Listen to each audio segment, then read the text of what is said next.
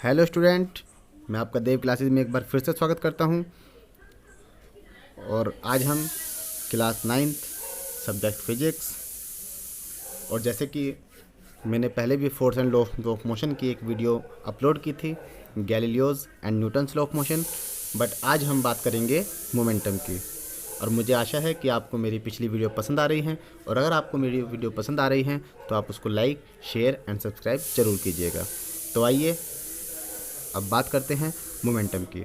तो सबसे पहले हम मोमेंटम की डेफिनेशन देखते हैं और फिर इसको समझने की कोशिश करते हैं कि आखिर इसका कॉन्सेप्ट होता क्या है। तो बेसिकली मोमेंटम होता है हमारा power of motion of an object, यानी कि किसी ऑब्जेक्ट में जो मोशन की पावर होती है उसको हम मोमेंटम कहते हैं। तो सबसे पहले हम मोमेंटम का फॉर्मूला भी देख लेते हैं, उसके बाद हम इसको क्लियरली समझेंगे। तो इसका फॉर्मूला होता है the product of velocity and mass is called the momentum, यानी कि मास और वेलोसिटी, क्योंकि अगर हमारा ऑब्जेक्ट है तो उसके पास मास भी होता है, और अगर वो मोशन में है तो इट मीन्स उसके पास वेलोसिटी भी होती है।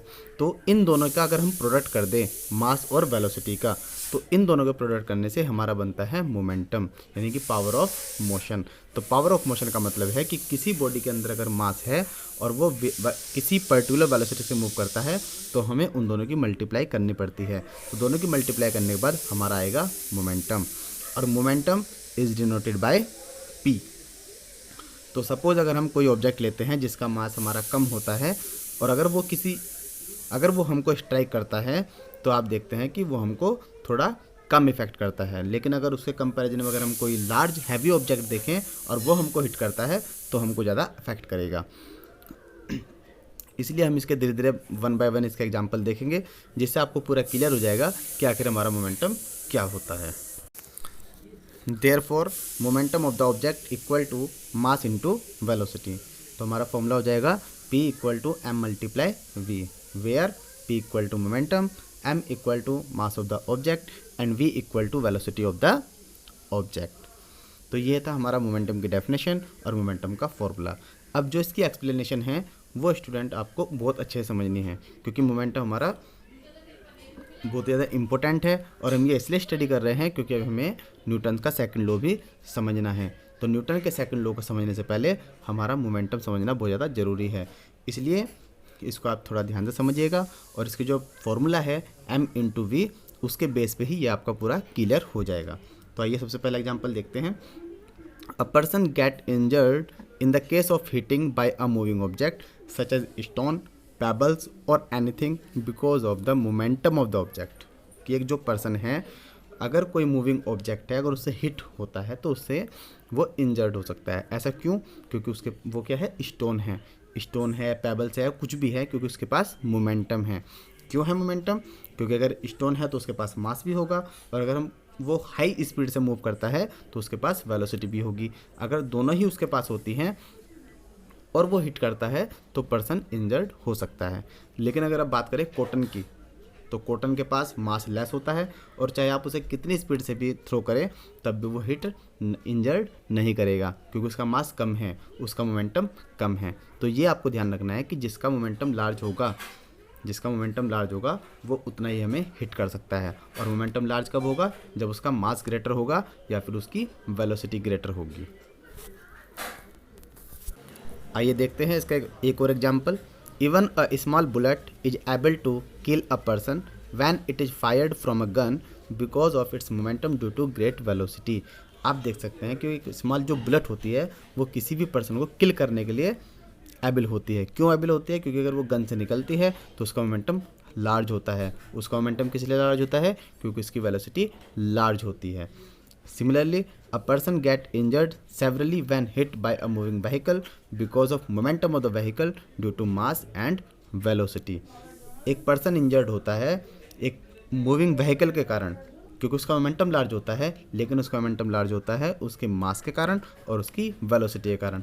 लेकिन अगर आप बात करें बुलेट की, तो बुलेट का मास कम होता है लेकिन उसकी वेलोसिटी लार्ज होती है। तो दोनों की अगर हम मल्टीप्लाई करते हैं तो हमारा मोमेंटम लार्ज आएगा।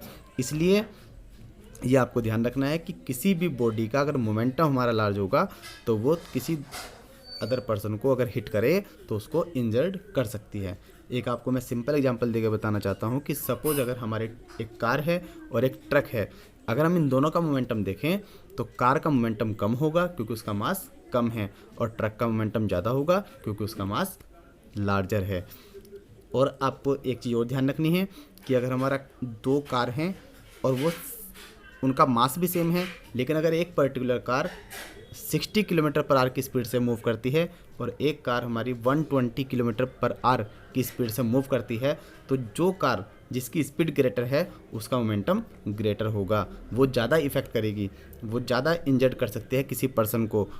और दूसरी कार जिसका मास कम है उसका मोमेंटम भी कम होगा। तो ये आपको ध्यान रखना है कि जिसका मास ग्रेटर, जिसकी वेलोसिटी ग्रेटर, उसका मोमेंटम लार्ज, और वही किसी पर्सन को ज़्यादा इंजर्ड कर सकता है। जैसे हमने एग्जांपल दिया आपको स्मॉल बुलेट का, जिसका मास कम होता है लेकिन उसका मोमेंटम लार्ज होता है ड्यू टू ग्रेट वेलोसिटी। तो आइए देखते हैं relation between momentum and mass. Since momentum is the product of mass and velocity, P equal to m multiply v of an object.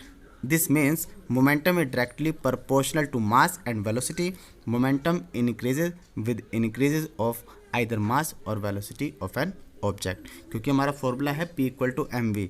It means P directly proportional to m. If mass increase, then momentum increase. If mass decrease, then momentum decrease. And similarly, if velocity increase, then momentum increase. And if velocity decrease then momentum decrease. तो देखिए यहाँ पर कुछ example दिए गए हैं। If a lighter and a heavier object is moving with same velocity, then heavier object will have more momentum than the lighter one. क्योंकि अगर सेम वेलोसिटी है लेकिन हैवियर ऑब्जेक्ट का मास ग्रेटर होता है, इसलिए उसका मोमेंटम ग्रेटर होगा। Second one, if a small object is moving with a great velocity, it has tremendous momentum, and because of momentum it can harm an object more severely. अगर small object भी है लेकिन अगर उसकी velocity large है तब भी उसका मोमेंटम लार्ज होगा। For example, a small bullet having a little mass, क्योंकि स्मॉल बुलेट का हमारा लिटिल मास होता है, even kills a person when it is fired from a gun. लेकिन ये किसी पर्सन को मारने की क्षमता रखती है क्योंकि इसका मोमेंटम लार्जर होता है। Usually road accidents prove more fatal because of high speed than in slower speed. आपने देखा होगा जितने भी रोड एक्सीडेंट होते हैं वो हाई स्पीड के कारण होते हैं, क्योंकि हाई स्पीड के कारण उनका मोमेंटम लार्ज होता है। This happens because vehicles running with high speed have greater momentum compare to a vehicle running with slower speed. तो ये आपको ध्यान रखना है कि जिनकी स्पीड लार्जर होती है उनका मोमेंटम लार्जर होता है, इसलिए हमारे रोड एक्सीडेंट हाइयर स्पीड के कारण होते हैं, ना कि स्लोअर स्पीड के कारण। आइए देखते हैं momentum of an object which is in the state of rest. जब हमारा ऑब्जेक्ट रेस्ट कंडीशन पर होगा उस कंडीशन में बॉडी का मोमेंटम कितना होता है। Let an object with mass m is in the rest, since object is in rest therefore its velocity v equal to 0। अगर हमारा ऑब्जेक्ट रेस्ट कंडीशन पर है तो उस कंडीशन में उसकी वेलोसिटी 0 होती है।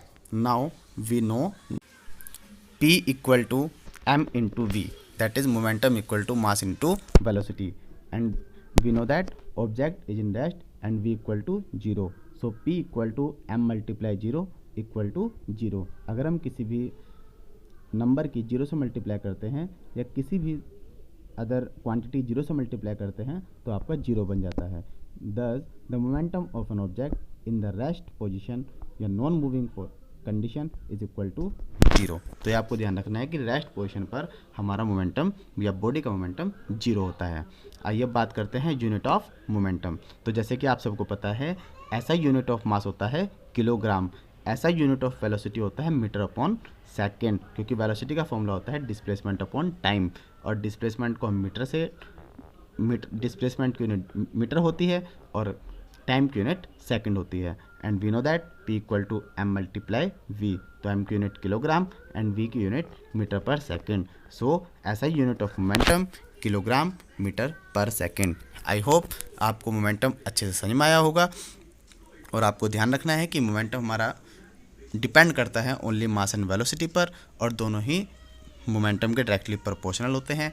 If mass is greater than momentum is greater, if velocity is greater than momentum is greater. तो जो भी हमने आपको यहाँ पे एग्जांपल दिए हैं कि हमारी कोई बॉडी अगर सेम मास की है और दोनों डिफरेंट वेलोसिटी से मूव करते हैं तो जिसकी वेलोसिटी लार्ज होगी तो उसका मोमेंटम लार्जर होगा। और हमने आपको एक एग्जाम्पल ये भी दिया है कि अगर किसी का मास कम है और उसकी वेलोसिटी अगर हाइयर है तब उसका मोमेंटम लार्जर हो सकता है। और अगर दोनों बॉडी की वेलोसिटी हमारी सेम है लेकिन अगर उस एक का मास ग्रेटर है तो जिसका मास ग्रेटर होगा उसका मोमेंटम लार्जर होगा। तो हमने आपको बताया momentum relation of momentum with mass and velocity and the SI unit of momentum. तो ये आपको लर्न करना है।